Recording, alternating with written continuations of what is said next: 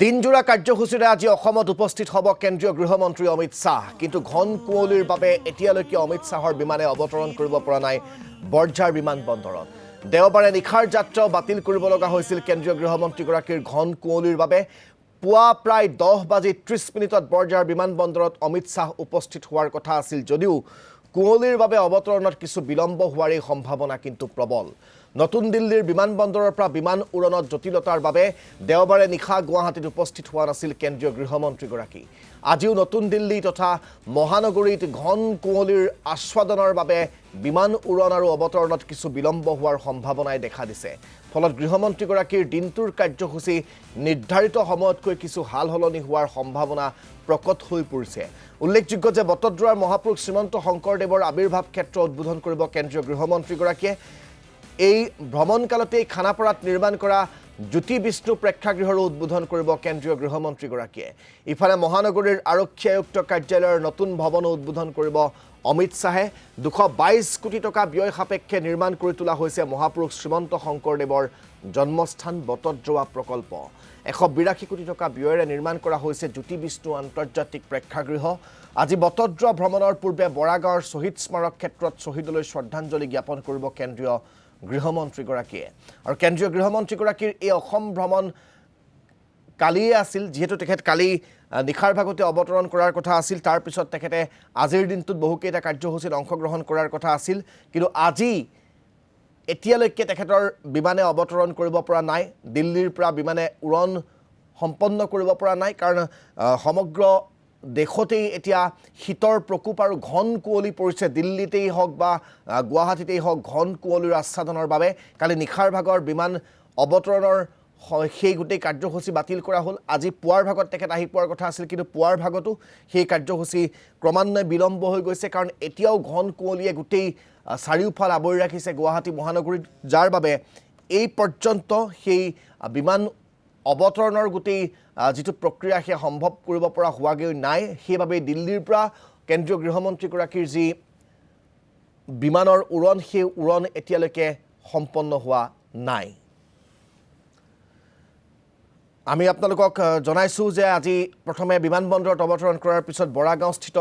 নৱনিৰ্মিত যি শ্বহীদ স্মাৰক ক্ষেত্ৰ সেই শ্বহীদ স্মাৰক ক্ষেত্ৰত আজি কেন্দ্ৰীয় গৃহমন্ত্ৰীগৰাকী উপস্থিত হৈ অসমৰ শ্বহীদসকলৰ অসম আন্দোলনৰ শ্বহীদসকলৰ স্মৃতিত তেওঁ শ্ৰদ্ধাঞ্জলি জ্ঞাপন কৰিব তাৰপিছত তেওঁ বটদ্ৰৱালৈ যাব জ্যোতি বিষ্ণু প্ৰেক্ষাগৃহ খানাপাৰাত তেওঁ মুকলি কৰিব আৰক্ষী আয়ুক্তৰ নৱনিৰ্মিত কাৰ্যালয় উদ্বোধন কৰিব আমি সকলোবোৰ আপোনালোকক দেখুৱাম কিন্তু এই মুহূৰ্তত আমি দুগৰাকী সাংবাদিক ক্ৰমে অনুপ নাথৰ প্ৰস্তুতিৰ সৈতে সংযুক্ত হৈছোঁ বিমানবন্দৰৰ পৰা অনুপ আৰু বৰাগাঁৱৰ শ্বহীদ স্মাৰক ক্ষেত্ৰৰ পৰা প্ৰস্তুতি সংযুক্ত হৈছে অনুপ মই আপোনাৰ কাষলৈ গৈছোঁ কালি নিশাৰ ভাগতেই কেন্দ্ৰীয় গৃহমন্ত্ৰীগৰাকী আহি পোৱাৰ কথা আছিল যদিও দেখিবলৈ পোৱা গৈছে কালিৰে পৰা গুৱাহাটী মহানগৰীত প্ৰচণ্ড শীত নামিছে কুঁৱলীৰ আচ্ছাদন বৃদ্ধি পাইছে আৰু তাৰ বাবে কালি নিশাৰ ভাগৰ কাৰ্যসূচী বাতিল কৰা হ'ল পুৱাৰ ভাগতো বিমানে অৱতৰণ কৰিব পৰা পৰিৱেশ এটা গুৱাহাটীত এতিয়ালৈকে অহা নাই যাৰ বাবে কেন্দ্ৰীয় গৃহমন্ত্ৰীগৰাকীৰ অৱতৰণত যথেষ্ট বিলম্ব হ'ব বুলি এটা ধাৰণা কৰা হৈছে কেই বজাত কেন্দ্ৰীয় গৃহমন্ত্ৰীগৰাকীৰ বিমান আহি উপস্থিত হোৱাৰ কথা কেনেকুৱা কি ব্যৱস্থা গ্ৰহণ কৰা হৈছে নে 10:30 বজাতকৈ পিছলৈ যাবগৈ গোটেই কাৰ্যসূচীটো আপোনাৰ পৰা জানিব বিচাৰিম নিশ্চয়কৈ ৰাজদীপ মই এই মুহূৰ্তত উল্লেখ কৰিব বিচাৰিছোঁ যে 8:45 আহমেদাবাদৰ পৰা অমিত শ্বাহৰ যিখন আচলতে বিশেষ বিমান সেই বিশেষ বিমান তাৰ পৰা উৰা মাৰিছে আৰু প্ৰায় 2.5 ঘণ্টা এটা সময় প্ৰয়োজন হ'ব আৰু 2.5 ঘণ্টা সময়ৰ পাছতহে গুৱাহাটীৰ যি বিমানবন্দৰ অৰ্থাৎ লোকপ্ৰিয় গোপীনাথ বৰদলৈ বিমানবন্দৰত আহি উপস্থিত হ'ব কেন্দ্ৰীয় গৃহমন্ত্ৰী অমিত শ্বাহ ডাঙৰীয়া আৰু দেখা পোৱা গৈছে যে যি নিৰাপত্তাৰ বেষ্টনী বা নিৰাপত্তাৰ যি ব্যৱস্থা সেই ব্যৱস্থা ইতিমধ্যে গঢ়ি তোলা হৈছে প্ৰশাসনৰ ফালৰ পৰা যিসকল লোক আছে তেওঁলোক আহি উপস্থিত হৈছে আৰক্ষীৰ শীৰ্ষ যিসকল বিষয়া আছে সেই বিষয়াসকল আহি উপস্থিত হৈছে কেন্দ্ৰীয় গৃহমন্ত্ৰীগৰাকীক আদৰণি জনোৱাৰ বাবে বা কেন্দ্ৰীয় গৃহমন্ত্ৰীগৰাকীৰ যি নিৰাপত্তাৰ ব্যৱস্থা সেই ব্যৱস্থাৰ বাবে তেওঁলোক আহি উপস্থিত হৈছে আৰু কিছু সময় পূৰ্বে তেওঁলোক আহি উপস্থিত হৈছে আৰু এই মুহূৰ্তত এটা কথা উল্লেখ কৰিব বিচাৰিছোঁ যে 8:45 তেওঁৰ যিখন বিশেষ বিমান সেই বিশেষ বিমান আহমেদাবাদৰ পৰা উৰা মাৰিছে আৰু দিল্লীৰ পৰা যিহেতু অহাৰ কথা আছিল কিন্তু ঘন কুঁৱলীৰ বাবে এই যি প্ৰাকৃতিক যি পৰিৱেশ সেই পৰিৱেশৰ বাবে তেওঁ দিল্লীৰ পৰা অহাত কিছু অসুবিধা আৰু যাৰ বাবে তেওঁ আহমেদাবাদৰ পৰা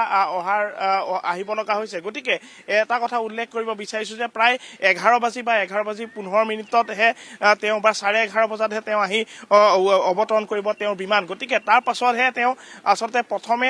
শ্বহীদ স্মাৰকত যোৱা হ'ব নে তেওঁ প্ৰথমে নগাঁৱৰ যি বটদ্ৰৱা প্ৰকল্প আছে সেই প্ৰকল্পলৈ তেওঁ পোনে পোনে যাব বিমানবন্দৰৰ পৰা সেই বিষয়ক লৈ পেলাই বৰ্তমানো অস্পষ্ট বা প্ৰশাসনৰ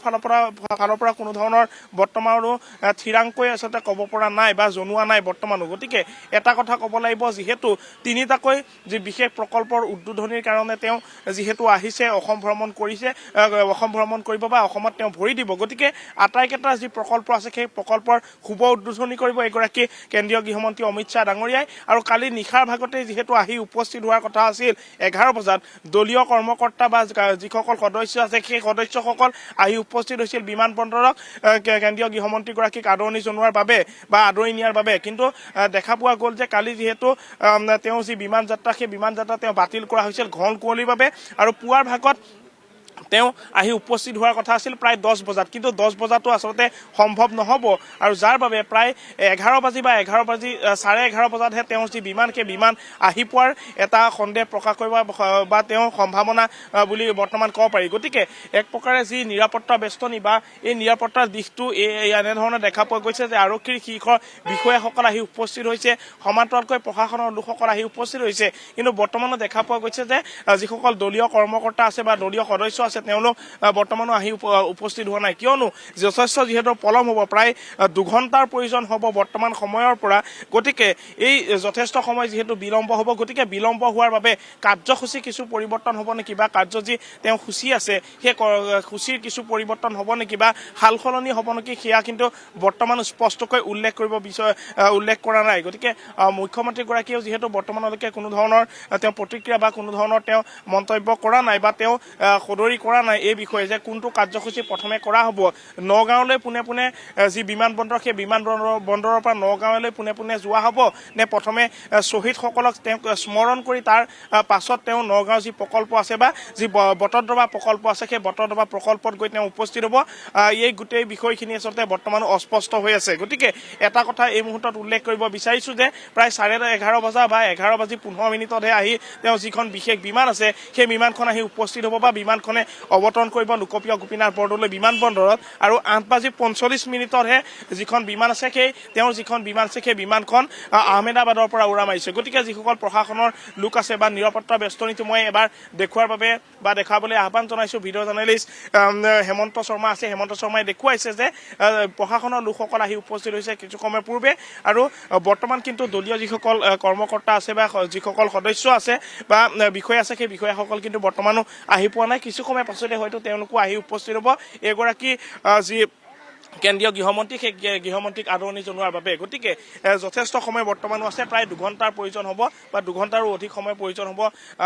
কেন্দ্ৰীয় গৃহমন্ত্ৰীগৰাকী উপস্থিত হ'বৰ বাবে আৰু যাৰ বাবে যিহেতু বিলম্ব হৈছে গতিকে বিলম্বৰ বাবে কিছু তেওঁ কাৰ্যসূচী সেই কাৰ্যসূচী কিছু সলনি হ'ব নেকি সেই বিষয়ে কিন্তু বৰ্তমানো স্পষ্টকৈ সদৰি কৰিব পৰা নাই কিয়নো প্ৰশাসনৰ ফালৰ পৰা বা মুখ্যমন্ত্ৰীগৰাকীয়ে কোনো ধৰণৰ এই বিষয়ে বৰ্তমান সদৰি কৰা নাই বা স্পষ্ট কৰা নাই গতিকে কেনেধৰণৰ বা কাৰ্যসূচী কিছু বিলম্ব হ'ব নেকি সেই বিষয়ে বৰ্তমান স্পষ্টকৈ কৈ দিব পৰা নাযাব ৰাজদীপ